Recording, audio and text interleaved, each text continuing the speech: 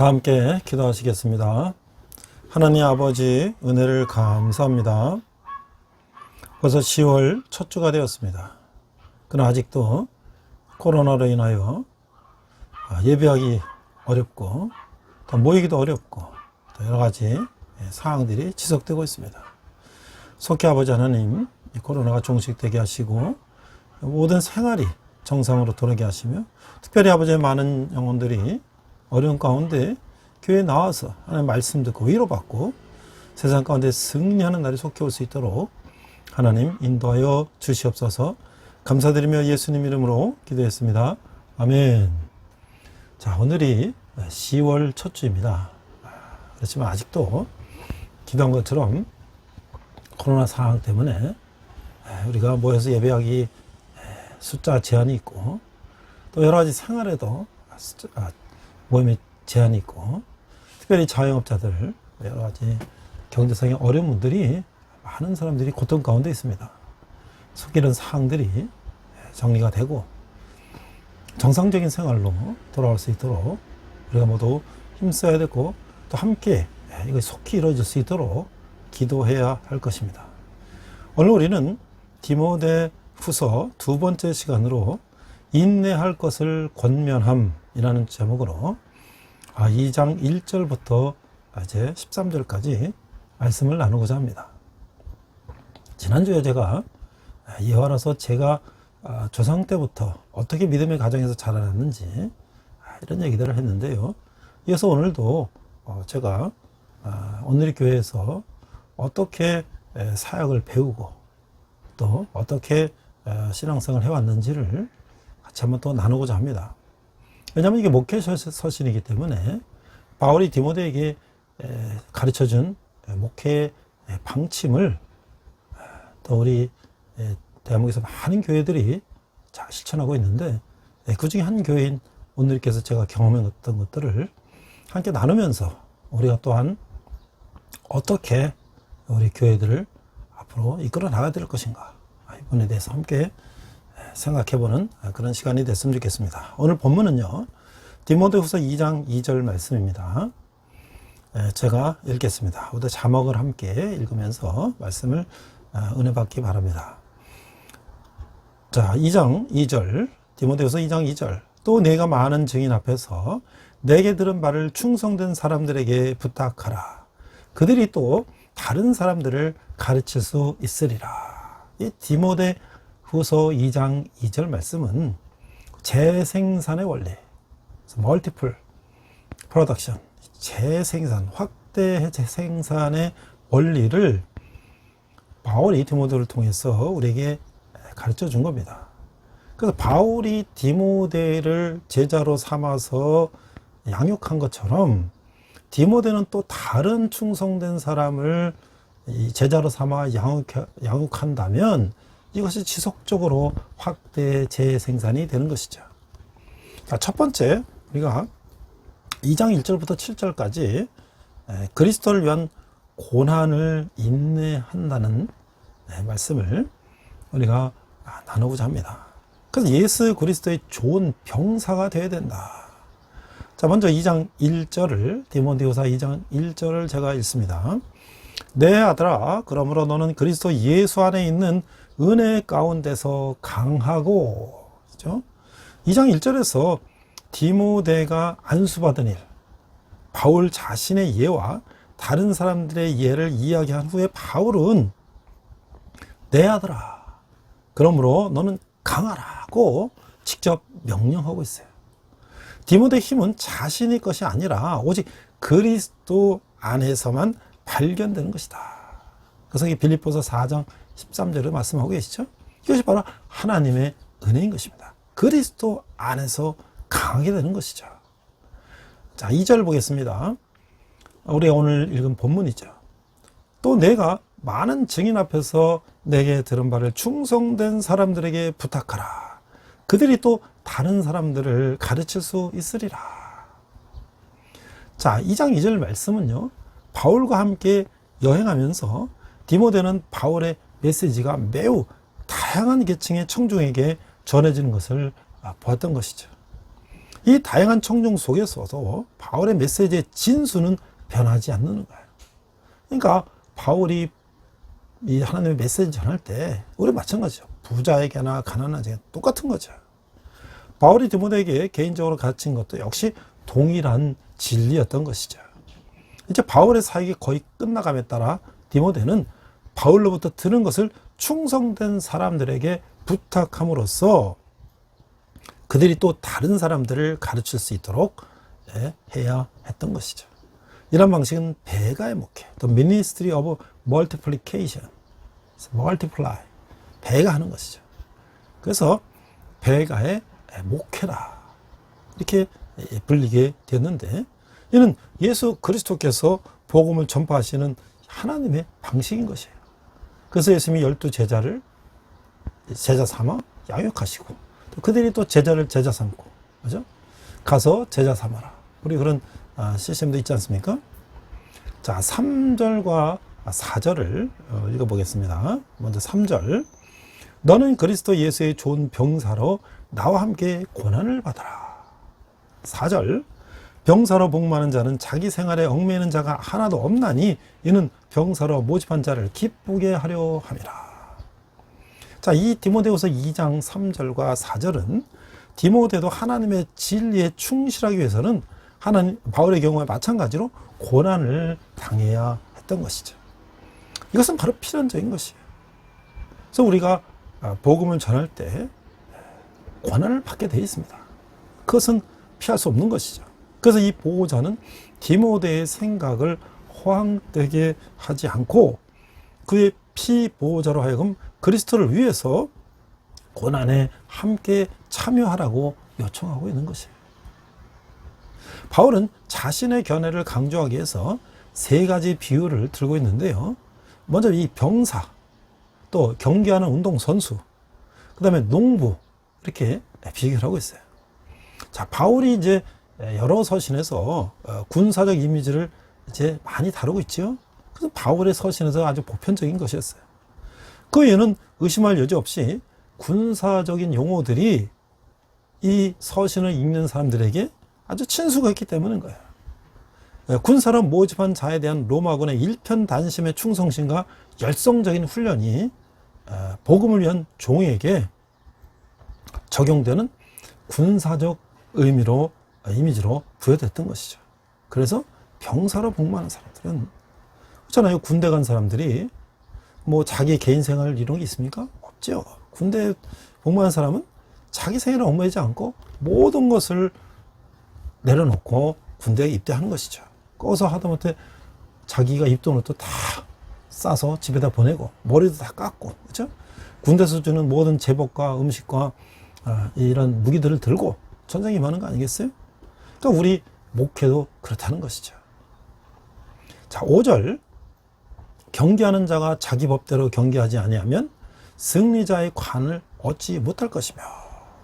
자, 경기하는 선수가요, 그냥 자기 멋대로 이제 경기를 하면 되겠습니까? 그럼 파울하거나 반칙하거나 퇴장당하거나 감점하거나 그런 것이죠. 그는 경기에 이겼다 해도 실격이죠. 그러니까 2장 5절에서 이제 바울은 다른 비유를 언급하고 있는데 여기서도 경기하는 자의 비유를 드는 것이에요. 모든 경기는 규칙이 있는 것이죠. 이 규칙을 준수하면서 경기하도록 훈련받지 못한 사람은 실격될 수밖에 없는 거예요. 바울은 디모데가 실격되지 않고 면류관을 받도록 경주하기를 원했던 것이죠. 그래서 이것은 그리스도인들이 강력한 자기훈련과 절제와 인내심과 강인함을 가져야 된다는 거예요. 이제 농부의 예를 들고 있습니다. 6절. 수고하는 농부가 곡식을 먼저 받는 것이 마땅하니라. 자, 2장 6절에서 바울이 사용한 마지막 비유는 농부의 비유인 것이에요. 여기서 강조하고 있는 점은 게으르고 나태한 사람과 대조해서 사용한 이 수고라는 말이 있어요. 수고하는 농부.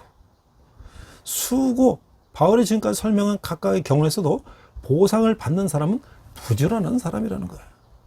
또 부지런한 구인이는 지휘관의 칭찬을 받게 되고, 부지런한 운동선수는 승리를 하게 되며, 부지런한 농부는 곡식을 먼저 받게 된다는 것이죠. 승리는 엄격한 훈련과 부지런함과 일편단심의 태도를 통해서 얻어진다는 걸 보여주고 있어요. 그래서 이 세 가지 비유는 공통점을 갖고 있는 것이죠. 그래서 7절을 보니까 내가 말하는 것을 생각해보라. 주께서 범사에 내게 총명을 주시리라.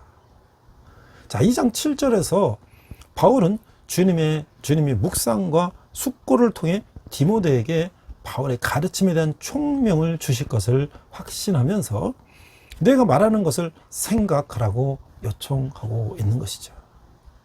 자, 이제 2장 8절에 10절을 보니까 인내의 본이 되신 그리스도. 그래서 8절 말씀 보겠습니다. 내가 전한 복음대로 다윗의 씨로 죽은 자 가운데서 다시 살아나신 예수 그리스도를 기억하라. 자, 2장 8절 말씀에서 바울은 승리로 인도하는 인내의 가장 궁극적인 모범이신 예수 그리스도를 갑자기 소개하고 있어요. 다윗의 씨로 죽은 자 가운데서 다시 살아나신 이란 말은 굉장히 친숙한 신조나 또는 교리문답 형식의 단편일 수도 있어요. 그러니까 늘 말씀을 읽고 또 외우고 또 문답하는 것이죠. 또 예수 그리스도를 갑자기 언급하는 목적은 상술하기 위함이 아니라 디모데에게 묵상의 주제로 하나님의 종이 당하신 고난을 제시하는 거예요. 이 족보를 통해서 예수가 누구신지를 설명하는 것과 그분의 부활에 대해서 언급하는 것은 복음의 한 부분이지만 그러나 그것은 핵심적인 것이에요. 복음서 기자들과 사도행전에서 사도들의 메시지는 그리스도의 족보에 대해서 그리고 부활에 대해서 자세하게 언급하고 있는 것이죠. 자, 9절 말씀, 10절 말씀 보겠습니다. 9절, 복음으로 말미암아 내가 죄인과 같이 매이는 데까지 고난을 받았으나 하나님의 말씀은 매이지 아니하니라. 10절, 그러므로 내가 택함 받은 자들을 위하여 모든 것을 참음은 그들도 그리스도 예수 안에 있는 구원을 영원한 영광과 함께 받게 하려 함이라. 자, 2장 9절 10절 말씀 보니까 바울은 십자가에 달리시고 부활하신 다윗의 씨에 관한 좋은 소식을 선포한 연고로 로마 감옥에 갇히게 되었죠. 사도행전의 많은 부분은 그리스도를 위해 당한 바울의 고난에 대한 요약인 것입니다. 바울은 서신을 직접 기록할 때나 대필시킬 때나 쩔그렁 소리를 내는 찾고 이 발목에 이렇게 쇠고랑을 차는 거죠. 그걸 보면서 자신이 죄인과 같이 매였다고 생각했습니다. 그러나 비록 그는 매였지만 하나님의 말씀은 매이지 않았다는 것이죠. 참 이게 참 대조되는 거 아닙니까? 비록 내 몸은 쇠사랑에 채워져 있고 착고에 차여 있지만 하나님의 말씀은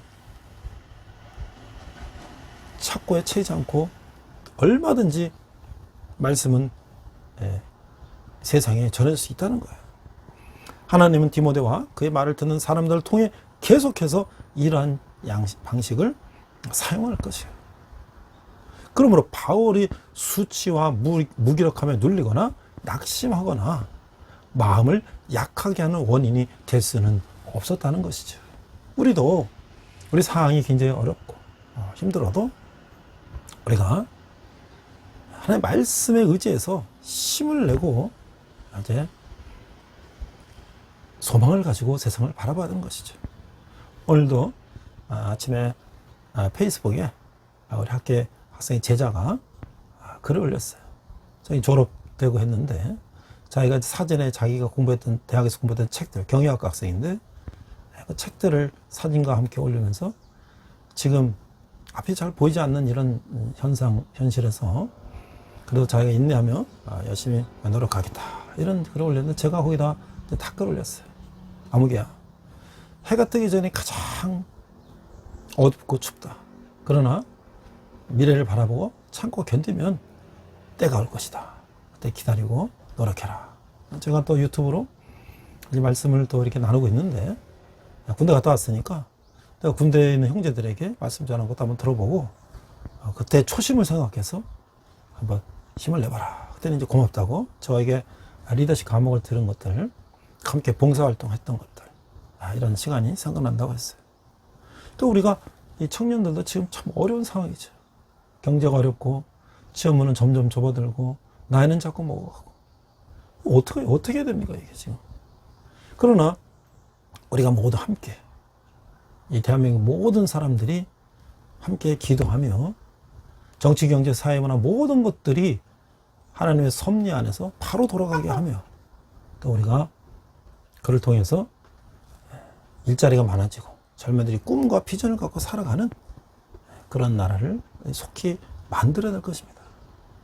자, 그래서 우리가 하나님의 말씀은 택함 받은 자들이 그리스도 예수 안에 있는 구원을 영원한 영광과 함께 얻게 함으로써 하나님의 백성을 부르시는 목적을 성취하고자 하는 것이죠. 만약 이런 과정에서 바울에게 고난이 요구된다면 그렇게 될 수 있는 것이에요. 그는 택함 받은 자들이 그리스도 예수 안에 있는 구원을 영원한 영광과 함께 얻게 함으로 하나님의 백성을 부르시는 목적을 성취하고자 하는 것입니다. 만약 이런 과정에서 바울에게 고난이 요구된다면 그렇게 될 일이라는 거예요. 그는 택함 받은 자들을 위해 모든 것을 기꺼이 참고자 했습니다. 바울은 자신의 본래적이고 자연적인 감정과는 반대되는 태도를 극대화했으며 이것이 디모데전서 1장 14절 말씀에 충분한 의미를 부여하고 있는 거예요. 성도들이 가장 큰 적이 가장 큰 친구가 되었다. 이 모든 것은 그리스도의 사랑이 그의 마음속에 은혜로서 부어졌기 때문이다. 또 우리는 앞날에 대해서 두려움이 있어요. 또 내가 복음을 전하고 하나님 뜻대로 사는 거에 대해서 내가 고난이 있어요. 그러나 하나님께서 우리를 함께 하시고 우리에게 힘 주시고 능력 주실 때 우리는 세상의 모든 것들을 감당할 수 있다는 믿음을 가지고 나간다면 우리는 훗날 내가 그렇게 암흑 같은 시절 속에서 내가 정말 하나님 의지하고 최선을 다했는데 이렇게 좋은 결과를 얻게 되었다는 간증을 하는 그런 날이 올 것입니다. 제가 서두에서 말씀드린 것처럼 저희 조상 때부터 4대, 우리 아이들이 5대까지 믿음을 지켜온 가정에서 저에게 인생의 가장 큰 전기는요, 제가 40살 전에 온누리교회에 등록을 한 것이에요. 물론 오늘 제가 온누리교회를 얘기하는 것은 상당히 조심스럽습니다. 그건 꼭 온누리라고 하는 그런 교회를 말하는 것이 아니라 전 세계에 있는 정말 바울이 디모데에게 전한 그 말씀, 또 하나님께서 바울을 통하여 우리에게 하시고자 하는 말씀을 전 세계에 있는 많은 교회들이 그것을 실천하기 위해서 고난을 받고 희생과 헌신하며 수고하며 땀 흘리며 피땀 흘리며 순교까지 하며 지키는 많은 교회들 중에 한 교회라고 저는 생각하기 때문에 저는 여러분들과 함께 나누고자 하는 것이에요. 오늘 이렇게 봐도 더 훌륭한 교회들이 전 세계에 많이 있어요. 그렇죠? 하지만 제가 경험한 것은 어렸을 때부터 모태신앙으로 자라면서, 그러니까 제가 10대 때는 아버지 사업이 어려워지고 공부해서 성공해야 된다는 그런 일념 때문에 교회에 몰입하기보다는 다니긴 다녔죠.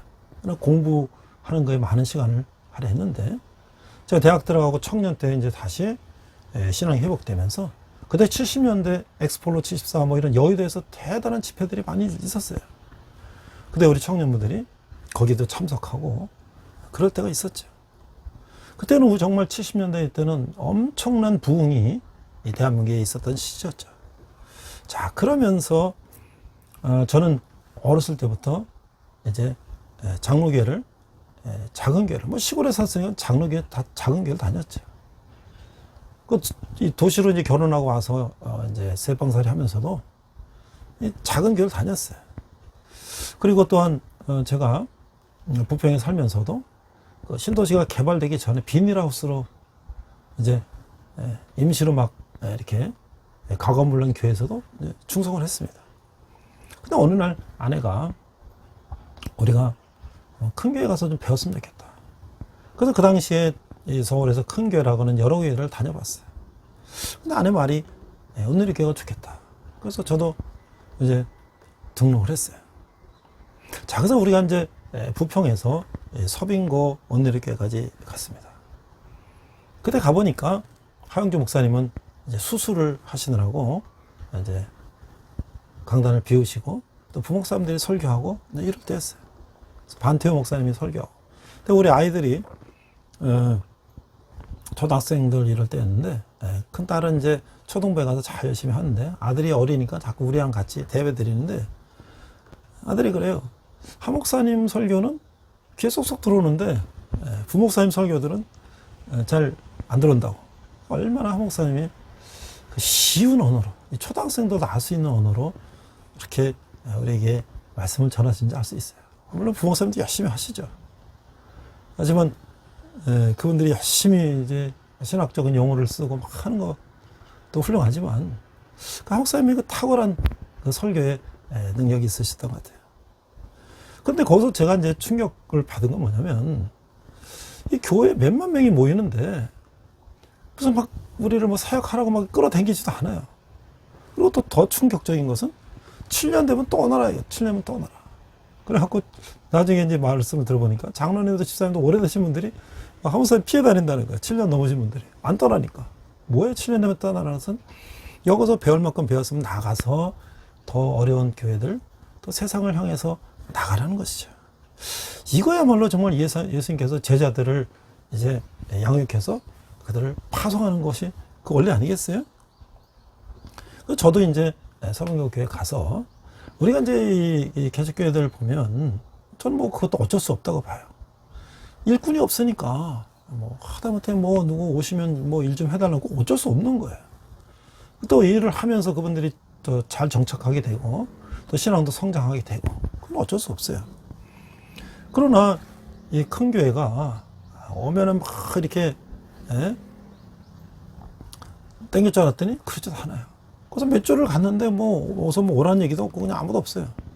그래서 저는 이제 선교에 좀 관심을 갖고 있었기 때문에 제가 2천만 사역본부라는 곳에 사무실에 예배 끝나고 한번 가봤어요.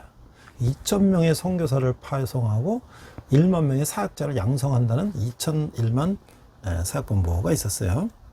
그 사무실에 들어가서 제가 좀 뭐 이런 사역을 좀 하고 싶은데 어떻게 하면 되겠습니까? 그들 뭐 심플해요. 뭐 그 프로그램 등록하셔서 하면 돼요. 뭐 이거예요. 뭐 앉으세요. 뭐 뭘 하고 싶으세요. 뭐 이렇게 뭐 써내고 뭐 이런 거 없어요. 그 실망했죠. 이건 뭐지? 이건 뭐지?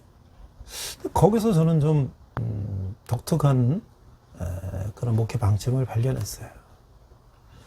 많은 사람들이 또 대형 교회들은 또 많은 중소형 교회나 또 다른 대형 교회에서 옮긴 사람들도 많이 있잖아요. 너무 빨리 사역에 들어가 보면 자기가 기존에 갖고 있던 관심과 관점과 그 생각을 버리지 못하고 바로 들어와서 이 교회에 과거 자기 교회에서 가졌던 방식을 주입하려고 그래요. 그러면 이 갈등이 생기는 것이죠.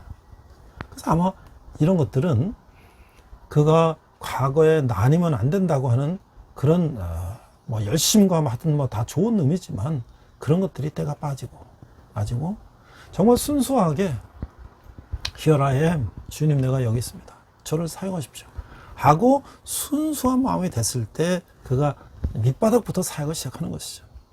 그 저도 이제 그래서 선교 프로그램이나 이런 프로그램들을 이제 하나씩 이제 공부하게 됐어요. 그리고 또 한 가지는 이제 또 재밌던 것은 여기 처음 교회 등록을 하게 되면 1대1 제자 양육이라는 그런 이제 평신도가 평신도를 양육하는, 그러니까 여기 초신자가 들어오면 기존의 신자가 1대1로 그를 이제 가르치는 거예요. 그래서 우리 두란노에서 출판된 1대1 제자 양육 교재라는 거 가지고 하는데, 저도 이걸 가지고 군대에서도 이제 그 바쁜 시간에 예배 끝나면 한 1, 2, 3, 4주 신병 병사를 데리고 그걸 이제 예수님이 누구신가, 예수님이 무슨 무엇라고 했습니까, 뭐 이런 것들을 이제 가르쳤어요. 그리고 대학에서도 제가 그 과목을 해서 교회 관심 있는 학생들, 기독교에 관심 있는 학생들을 가르치는 과목으로 쓰고 있어요. 근데 제가 이거는 직장 신호에서 제가 이 CCC 간사님을 통해서 사형리 같은 것도 배웠고요. 또 1대1 이런 것도 다 배웠거든요. 근데 가니까 그걸 해야 된다는 거죠. 내가 그거 다 배웠는데요. 그것도 해야 된다는 거예요. 뭐 목사님도 처음 오면 또 먼저 계시던 목사님한테 그걸 해야 된다는 거예요. 처음 뭐야 이거 그랬는데, 그거를 공부하면서 우리가 예수님이 누군지, 예수님이 뭘 하셨는지, 이런 것들을, 성경이 뭔지, 기도가 뭔지, 교제가 뭔지, 뭐 이런 것들을, 그 두란노 1대1 책에 나오는 그 교재들을, 챕터들을 모르는 사람들은 그거 중심으로 가르치지만 기존의 집사나 뭐 장로나 목사나 이런 사람들은 알잖아요. 근데 거기서 이 교회의 목회 방침을 배우는 거예요. 이 교회에 잘 적응할 수 있도록. 자기가 과거에 생각했던 것을 내려놓고 교회에서 어떻게 하면 적응할 수 있을까. 그 처음에는 저도 좀 뭐야 이거 했는데, 그걸 안 하면 등록이 안 된다니까. 그래서 했습니다. 하면서 장로님이 저를 아내하고 같이 가르쳤는데, 그 과정 속에서 제 때가 많이 벗어졌어요. 빠졌어요. 그래서 그 장로님하고 오랫동안 같이 교분을 하고, 또 그분도 선교 일을 많이 하셨는데요. 그러면서 이제 교회에 자연스럽게 정착을 하게 되는 것이죠. 그래서 저는 처음에 이야기를 하기 위해서 제가 메모를 하면서 참 추억에 잠깐 잠겼어요. 서빙고 온누리교회에서 예배가 끝나면요, 그 밑에 카페가 있어요. 그 카페 가서 통닭도 좀 사고 스파게티도 좀 사가지고요. 물론 식당도 있지만 우리 애기들이 어리니까 저기 이제 동작대교 밑에 주차장에다 차를 대고 교회 셔틀버스 타고 이제 교회로 와서 예배하고 이제 그러는 거거든요. 그 우리는 거기 이제 걸어가서 동작대교 밑에 가서 자리 피고 앉아가지고 강변을 바라보면서, 강물을 바라보면서 아이들하고 통닭 먹고 거기서 이렇게 지내던 게 생각이 나요. 그래서 우리는 이제 그 카페에서 파는, 서빙고 온누리교회 카페에서 파는, 지금도 파는지 모르겠어요. 그 통닭을 온누리 통닭이 있어. 온누리 통닭. 온누리 통닭을 이런 걸 가져가서 사가지고 가서 먹던 시절. 참 지금 생각하니까 참 추억이에요. 여러분들 그 교회에서 처음 이제 교회 등록하고 신앙생활이 재밌을 때, 그때 모든 게 다 재밌지 않습니까? 모든 게. 그게 바로 첫사랑인 거야, 첫사랑. 그러면서 이제 또 저도 1대1 공부를 하고, 저도 이제 1대1을 가르치기 위해서는 또 양육자반을 또 해야 된다는 거예요. 그래갖고 제가 부평에서 가족들과 함께 서빙원 이렇게 가서 예배하고, 또 우리 큰아이는 또 초등부 예배하고, 파워웨이브 이런 거 하고, 그 다음에 또 점심 또 거기서 먹고 놀다가, 이제 다시 집으로 이제 가서 내려다 놓고, 또 그 양육자반을 또 그때 양재원 이렇게 산다는 거예요. 양재원 이렇게. 저는 다시 또 양재로 가는 거예요. 가서 저 혼자 가서 또 오후에 그걸 또 배우고, 그것도 십몇 주. 그래도 그것이 하나도 지루하지 않고 피곤하지 않고. 왜? 일주일 내내 직장 가서 일하고, 주일날 말이죠, 일찍 교회 갔다 여기 갔다 저기 갔다, 서빙 갔다 양재 갔다 부평 갔다. 그래도 그게 피곤하지 않았어요. 참 놀라운 일이죠. 우리가 이 운동 경기하는 선수들이 맨날 그 힘들고 말이죠, 지겨움 어디 하겠어요? 거기서 보람을 느끼고 올림픽 금메달을 목표로, 우승을 목표로 하니까 힘이 나는 것이죠. 그래서 저도 이제 순장이 되고, 우리 순원들과 함께 또 이 연말 연초에 특별 새벽기도 하지 않습니까? 그러면 이제 서빙국까지 이제 가서 그 특별 새벽기도, 언젠가는요, 이 전체가 다 모이는, 캠퍼스의 모든 이 교인들 다 모이는데, 올림픽 공원에서 뭐 10,000명, 뭐 20,000명이 모여서 하는 그런 새벽기도도 우리 순 식구들을 차를 태워서 새벽에 거기까지 한 3시 일어나고 4시 출발해하고 5시 가서 참가하기도 하고. 그러면서 이 목회의 경험을, 이 대형교회의 목회, 특히 평신도 사역을 배우게 된 거예요. 철저하게 화영재 목사님은 평신도 사역을 강조했잖아요. 그래서 다른 교회들보다 목회자 수가 적더라도 그 많은 교인들을 양육할 수 있다는 것은 이 장로, 집사, 평신도 사역자들을 많이 기르게 되면 그래요.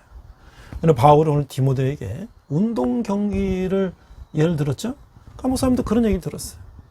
자, 이 운동장에서 경기하는 것은 평신도가 운동장에서 축구하고 야구하고 시합을 해야지, 목회자는 뭐냐면 감독, 코치처럼 뒤에서 서포트 해야지.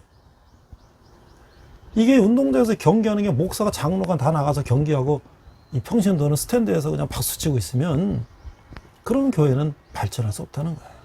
굉장히 중요한 거죠.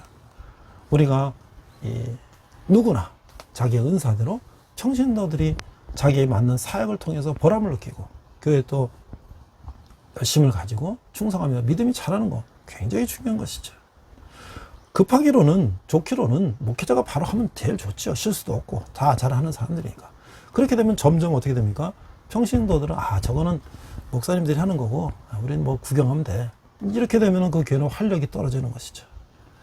자, 또 뒤에 가서 제가 또 마무리해서 말씀드리겠습니다. 자, 그래서 2장 11절 13절에 보니까 미쁘신 말씀. 자, 11절 보겠습니다.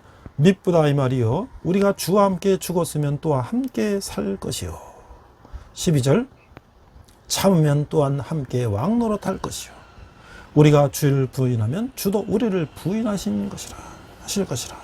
13절 우리는 미쁨이 없을지라도 주는 항상 미쁘시니 자기를 부인하실 수 없으시리라.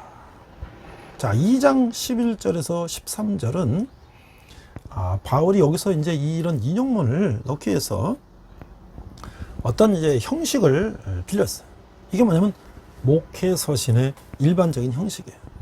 그래서 이 인용문을 바울이 이제 찬성하고 그것을 이제 알려주는 것인데 여기서는 이제 세례의식 할 때 쓰는 그런 이제 일부도 인용하고 있어요. 그래서 이게 네 개의 구절이 서로 대비가 되고 있는데 이 처음에 두 가지는 긍정적이라는 거예요. 뭡니까? 첫 번째 보니까 우리가 주와 함께 죽었으면 또한 함께 살 것이요. 자, 이 말은 뭐예요? 세례식에서 로마서 6장 2장 23절에서 강력히 나타나고 있는 거예요. 그리스도에서 순교한 사람들에게 주어진 말이 아니라 신자들이 그리스도의 죽음과 생명에 신비적으로 연합된다는 거예요. 우리가 세례라는 건 뭐예요? 물속에 이렇게 잠그기도 하고 물로 이제 이렇게 씻기도 하고. 그래서 내가 번호게 다시 태어난다는 거잖아요. 내 죄가 다 씻김 받고 다시 태어난다. 우리가 주와 함께 죽었으면 또한 함께 살 것이요. 두 번째는 참으면 또한 함께 왕노릇할 것이요. 자, 이 편 역시 신자들과 그리스도의 연합을 의미하는 거예요. 자, 위의 대꾸에서는 죽음과 생명을 대조하고 있다면 여기서는 고난과 영광이 대조되고 있는 거예요. 그래서 그리스도는 참으셨으며 장래에 다스릴 것인가요? 이와 마찬가지로 인내한 성도는 언제가 장래에 주님과 함께 다스리게 된다는 거예요. 굉장히 긍정적인 것이죠. 자, 아니 마지막 두 구절은 부정적인 것을 이제 예시하고 있는데요. 자, 우리가 주를 부인하면 주도 우리를 부인할 것이라. 이 말은 배교의 가능성을 말하고 있는 거예요. 단지 일시적으로 그리스도를 고백하는 사람들을 주님이 결국 거부하실 것임을 말하는 것이죠. 배교자들은 결국 그리스도와 결별하게 되는 것이죠. 자, 마지막으로 우리는 미쁨이었을지라도 주는 항상 미쁘시니, 이 말은 배교자들에게 해당하는 말이 아니라 하나님의 참된 자녀이긴 하지만 불신앙에 떨어진 자들에게 해당되는 말인 것이죠. 하나님의 참된 그래서 그리스도는 자기를 부인하실 수가 없는 것이죠. 그러므로 그리스도는 자기의 몸 중에서 유익이 되지 못하는 부분, 이런 구성원이 있다 하더라도 부인하지 않으신다는 거예요. 하나님의 참된 자녀들은 비록 불순종하고 약할 때라도 자녀 외에 어떤 존재가 될 수는 없는 것이죠. 그리스도인들에 대한 그리스도의 신실함은 그리스도에 대한 그리스도의 신실함에 달려있는 것이 아니라는 거예요. 자, 이게 우리는 미쁨이 없다. 그러나 주는 항상 미쁘시다. 뭐예요? 우리는 때로는 믿음이 없어 연약하고 포기할지라도 주님은 우리를 포기하지 않고 우리를 끝까지 믿어주신다. 이게 바로 디모데가 결코 잊어서는 안 되는 말씀을 바울은 하고 있는 거예요. 자, 이제 마지막으로 제가 그래서 오늘 교회에서 사역을 배우면서 그 전에 제가 다녔던 여러 교회들이 있었어요. 다 저는 그 교회에서마다 많은 훈련을 받았어요. 특별히 제가 또 다녔던 평안교회라는 곳에서는 그 목사님이 얼마나 새벽 기도를 강조하셨는지 직장인 다니는 평신도들도 뭐 새벽 기도를 꼭 나와야 되는 거예요. 그 교회 본고차가 이렇게 다 카바를 못하니까 집사들 한 구역씩 맡아서 자기만 새벽 기도 나오는 것도 바쁜데 남까지 태우라는 거예요. 자, 그래서 그때는 새벽 기도 훈련을 많이 받았어요. 또 합동측 목사님이 목회하신 데서는 레이기 같은 거를 뭐 몇 달 동안 설교하시는 거예요. 그래서 말씀에 얼마나 우리가 천착해야 되는가, 말씀을 우리가 파고들고 해야 되는가. 그래서 제가 조그만 개척교회이기 때문에 집사들이 돌아가면서 기도하는데 저보러 어느 주부터 대표 기도를 하라고. 그래서 집사가 3명인데 안수 집사가 와서 받았어요. 2분은 장로가 되고 저는 목사가 됐는데, 저도 이제 한 주간 맡아서 기도를 하는데 제가 이제 이렇게 기도했죠. 세상 가운데 죽어가는 우리들을 구원하시고, 이렇게 했더니, 우리가 보통 그잖아요. 죽어가는 죄인들, 우리가 죽어간단 말이에요, 죄 가운데. 근데 그 목사님이 예배 끝나고 식사하면서 저한테 얘기하더라고요. 집사님, 죽어가는이 아니라 죽어있던입니다. 맞아요. 우리는 하나님을 모르면 우리는 죽은 거예요. 하나님을 모르면 우리는 죽어있는 거예요. 그러다가 하나님을 알았기 때문에 우리 영혼이 살아난 거예요. 그러니까 우리가 죽어가는이 아니에요. 그래서 그렇게 어떻게 본다면 우리는 과거에 죽었다가 예수 믿고 세례받고 살아있는 거예요. 그러니까 우리가 기도할 때 죽어가는 우리들, 그건 아닌 것이죠. 우리는 벌써 살았는데 왜 또 죽어가요? 물론 죄를 졌기 때문에 그걸 회개하는 건 좋지만 세상 가운데 죽어가는 아니다. 그런 아주 우리가 교리적인 정확한 교리를 배웠어요. 자, 그래서 이제 제가 이제 부평에 살았기 때문에 광명 인천 공동체, 광명과 인천이 합해 있어서 한 20년 전에 그 지역 공동체에 들어가서 순예배 나눔을 하는데, 우리 구역예배는 또 이제 우리가 이제 남녀가 같이 할 때도 있지만 여자든 여자들끼리, 남자든 남자들끼리 이렇게 했지 않습니까? 과거에 보면 남자들끼리 구역예배 하면 뭐 썰렁하죠. 근데 여기는 남녀가 같이 부부가 모여서 금요일날 토요일날 모여서 몇 시간 동안 나누면서 같이 다가라면서 하는데, 야, 정말 이렇게 재밌고, 두란노 1대1 그 뒤에 그 나눔 가지고 이렇게 하는데, 참 이 성도의 교제가 얼마나 아름답고 얼마나 참 이게 행복한가 를 느꼈어요. 저도 이제 세월이 지나니까 순장도 되고 또 다락방장도 되고 또 이렇게 나중에 공동체 총무까지 했는데요. 여기 도시가 자꾸 발전하니까 순도 자꾸 늘어나지 않습니까? 또 전도가 되고, 저는 계속 순을 나눠서 거기에 또 부순장을 순장 세우고, 또 그보다 위에 다락방도 또 이제 계속 늘어나면 또 나눠서 또 순장 집사님 또 다락방장을 세우고, 계속 그런 일들을 했죠. 근데 결정적으로 제가 언니께서 배운 것은 평신도 선교학교라는 거예요.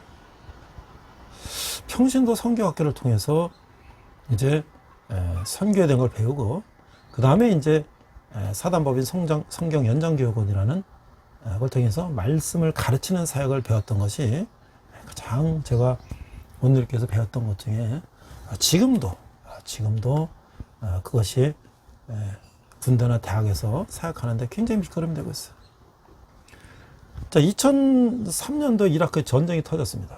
미국이 사담 후세인 이라크 대통령이 대량 학살 무기를 만들어서 이제 뭐 쿠르드족에다 시험한다고 막 화학 무기를 통해서 몇 명 죽이고 막 이런 일도 있었고, 미국이 대항한다고 그래서 부시 대통령이 이제 쿠웨이트를 통해서 이라크를 쳐들어가서 사담 후세인은 이제 북쪽으로 이제 도망가는 그런 상황 속에서 2003년도 제가 2002년도 평신도 선교학교를 공부했는데, 거기서 끝난 몇 사람들이 이제 모여서 하우미션이라는 이제 아울리치 프로그램을 하는 거예요.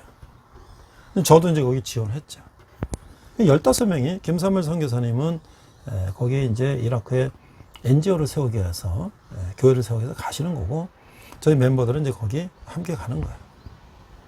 근데 저는 15명 중에 저는 그때 기업 컨설팅, 교육, 강의 이런 걸 하고 있었기 때문에 대학에서도 강의하고 그래서 그때 이제 LS 한전에 강의가 있어 한 2, 3일 제가 늦게 출발했어요.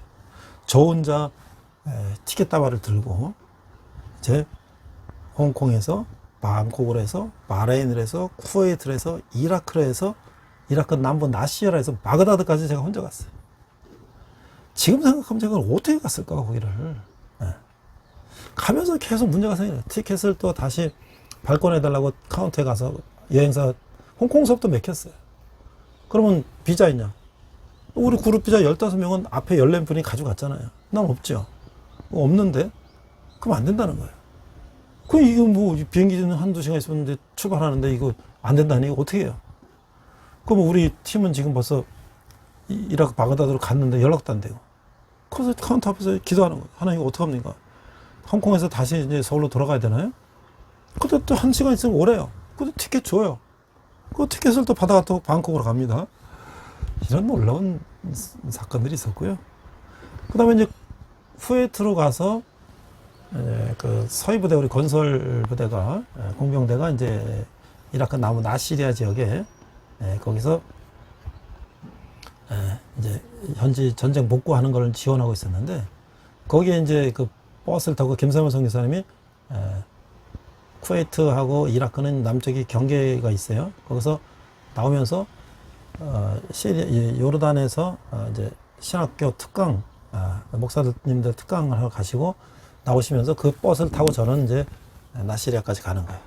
그래서 광주 광역시 정도 해당하는 이라크 공항을 미군이 이제 그걸 접수를 해가지고 그 미군 기지가 됐고 그 안에 이제 한국군 공병대 서해부대와 의무부대, 제모부대가 있는 거예요.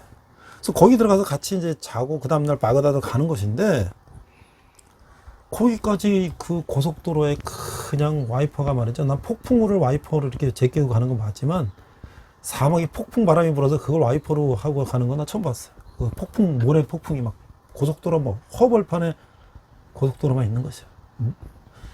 그래서 그걸 뚫고서 이제 나시리아까지 부답까지 갔더니 웬걸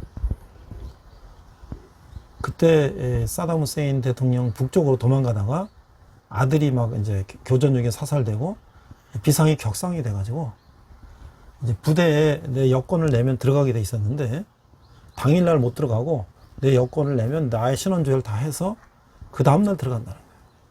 그럼 나는 이제 부대 앞에서 들어가지도 못하고 오도 가도 못하는 상황이 됐어요. 그때 이 버스를 뒤에 따라오던 모하메드라는 이라크 건설업자, 이집트 사람이에요. 서해부대 하청업자, 건설업자가 그 사람도 이제 그 서해부대 하청업을 하니까 같이 들어가서 이제 부대에서 자고 그래야 되는데 못 들어가고 있어요. 그래서 제가 둘이 다 부대 앞에 덜렁 남아서 내가 모하메드한테 그랬어요. 모하메드 여기 앞에 마을에 어디 호텔이나 여관에 가서 좀 자자. 돈은 내가 낼 테니까. 그래서 우리 내일 아침 9시 여기 들어가지 않냐. 오케이. no problem. 여기 다 내 친구들 여기 많다는 거예요. 자, 그래서 이제 모하메드가 앞장서서 여관에 들어갔는데요. 30불 제가 냈어요. 가운데 이 거실이 있고 양쪽에 방이 하나씩 있는데 둘이 가서 하나씩 자는데 밤 11시, 12시 됐는데 똑똑 문을 두드겨요. 그러니까 모하메드 저한테 쪽으로 된 무슬림 전도 쪽 책자를 저한테 주는 거예요. 보니까 한글로 돼 있어요. 무슬림이 되는 게. 그러니까 코란이란.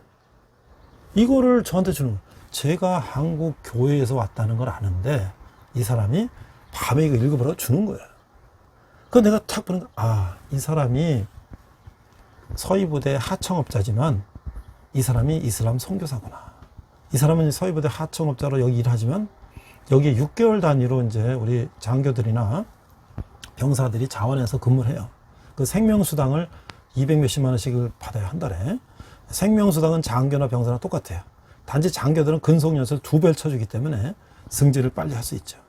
6개월 동안 여기서 더운 데서 고생하는데 이 사람이 친해져 갖고 꾸란이란 무슬림이 되는 게 한글로 된 걸 말이죠. 그래서 이걸 보면은 이거 읽다가 전도가 되지 않겠어요? 그게 어디서 나온 거를 나중에 알고 보니까 사우디에서 출판되는 거라고 하더라고요. 자, 그러면서 거기서 이제 그 다음날 이제 부대에 들어가서 갔더니 웬걸 벌써 또 우리 팀이 벌써 떠났어요. 바그다드로. 왜? 우리가 의료라든지 여러 가지 그런 것들을 컨테이너로 해서 부대에다 전달하기로 했는데 통관이 늦어져 갖고 컨테이너가 지금 한 며칠 더 늦게 온다는 거야. 그럼 우리 팀은 컨테이너 기다리려고 거기서 며칠을 기다릴 수 없으니까 그냥 컨테이너 들어오는 거 여기서 알아서 처리하게 하고 이틀 만에 출발한 거야. 저는 가니까 같이 이제 바그다드까지 가야 되는데 또 가버렸어요. 저는 어떻게 해요? 우리 앞이 팀에서 택시를 하나 대절해 갖고 제가 9시에 여기 오면 그 택시를 타고 바그다드까지 와라. 지금 전라도 광주 광역시에서 서울 호텔까지 제가 혼자 택시 운전해서 가야 되는 상황이에요. 그때 1년 후에 김선인 형제가 미군 납품 이런 일을 하다가 이슬람 세력들한테 테러리스트한테 잡혀가지고 참수당한 사건이 1년 후에 있었어요. 저는 사실 그때 전쟁 초기였는데 만약에 이제 운전사가 뭐 그런 데랑 관련된 사람이면 저를 데리고 엉뚱한 데 가서 그냥 하면 저는 이슬람 세력들한테 가갖고 동영상 찍히고 저는 참수될 수도 있는 거죠. 어떻게 제가 거기를 가서 갔는지 놀라운 일이에요. 저는 그 택시 운전사, 대전한 택시 운전사랑 같이 고속도로를 타고 가는데요. 광주에서 서울까지 가는데 그냥 허벌판이에요. 남쪽은 모래고 중간중간 풀 좀 있고 저 북쪽으로 가면 이제 산악지가 좀 있는데 고속도로 휴게소라는데도 뭐 그냥 허름한 데 가서 그냥 밥 이렇게 손으로 이렇게 먹고 말이죠. 그런 거예요. 근데 무사히 바그다드까지 갔어요. 바그다드까지 가서 이제 우리 팀은 모술, 니누에라고 하는 북쪽으로 가야 되는데 갔더니 벌써 내가 5명 붙여놓는 이렇게 있는 사람들이 모술까지 가야 되는데 내 자리에 요시아라 마나보 우리 히폴트니티 같이 공부했던 일본 목사님, 일본 지금 오늘 비전교회 담임하시는 목사님이 전도사님 때 내 자리에 채워서 가는 거예요.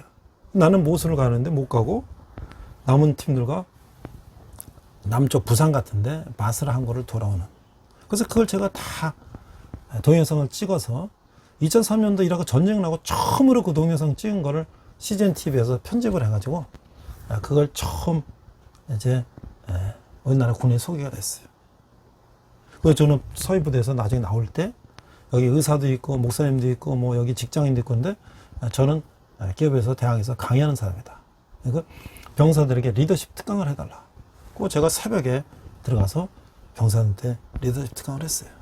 그래서 제가 이제 그 찍은 영상들을 한번 오늘 예배 후에 여러분께 보여드리겠습니다. 우리가 제자를 삼고 또 제자가 제자를 삼아서 이제 복음이 땅끝까지 퍼지도록 우리가 수고를 해야 되는데 저는 오늘 이렇게 와서 하용조 목사님을 만나고 또 김사무엘 성교사님을 만나서 이분들의 그 선교 열정, 이분들은 바울과 디모데와 그런 신앙의 선배들이 했던 걸 그대로 몸소 실천하며 순교했던, 헌신했던 그런 분들을 만난 것이 제 일생에 정말 밑거름이 되었다. 신앙의 밑거름이 되었다. 이렇게 생각합니다. 자, 함께 기도하겠습니다. 하나님 아버지 은혜를 감사합니다. 오늘 인내를 연단함이라는 제목을 가지고 또 말씀을 나누고 또 믿음 가운데 믿음을 전할 때 고난도 받는다는 것을 우리가 생각하면서 또 우리가 첫사랑을 잊지 않고 믿음 가운데 그 다음에 우리가 재생산의 원리를 통해서 땅까지 복음이 전하는데 저를 사용해 주십시오 하는 그런 마음을 가지고 노력할 수 있는 저희들 되게 하여 주시옵소서. 감사드리며 예수님 이름으로 기도했습니다. 아멘.